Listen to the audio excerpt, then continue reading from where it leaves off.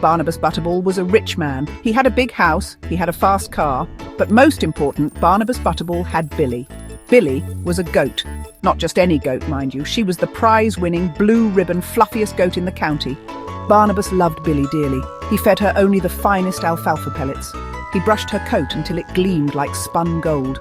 Barnabas even let Billy sleep in a custom-made doghouse right next to his bed. One sunny Tuesday, disaster struck. Barnabas went out to greet Billy with a bucket of freshly picked dandelions. But Billy was gone. The doghouse was empty. The yard was silent. Barnabas felt a pang of dread. Where had his beloved Billy gone? Barnabas searched high and low. He looked under the rose bushes. He peered into the vegetable patch.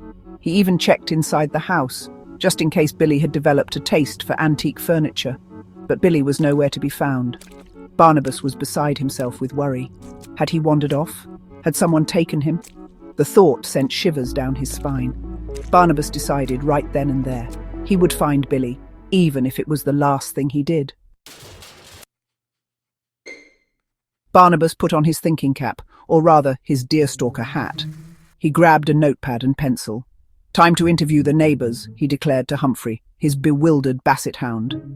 Barnabas started with Mrs. Periwinkle next door. She had a penchant for gossip and a parrot who could mimic a police siren. Surely she'd seen something. But Mrs. Periwinkle, between sips of tea and the parrot squawking, hadn't seen a thing. Next, Barnabas questioned old Mr. Grumbles, who spent most days yelling at squirrels to get off his lawn. Mr. Grumbles claimed he hadn't seen Billy, but Barnabas wasn't so sure. Mr. Grumbles had been eyeing Billy's prize-winning cabbages with envy lately.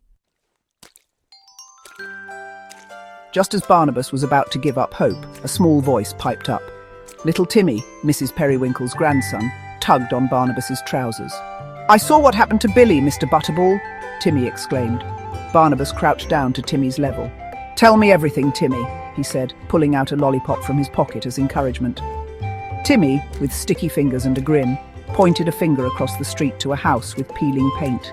"Fifi took Billy," he declared. "I saw her," Barnabas gasped. "Fifi!" The neighbour's mischievous dachshund had always been jealous of Billy's luxurious lifestyle. Barnabas, with Timmy in tow, marched across the street and knocked on the door. He could hear bleating coming from inside. Barnabas burst through the door, ready to confront the culprit, and there she was. Billy, munching happily on a bowl of freshly picked dandelions, completely oblivious to the commotion she had caused. Fifi sat beside her, wagging her tail.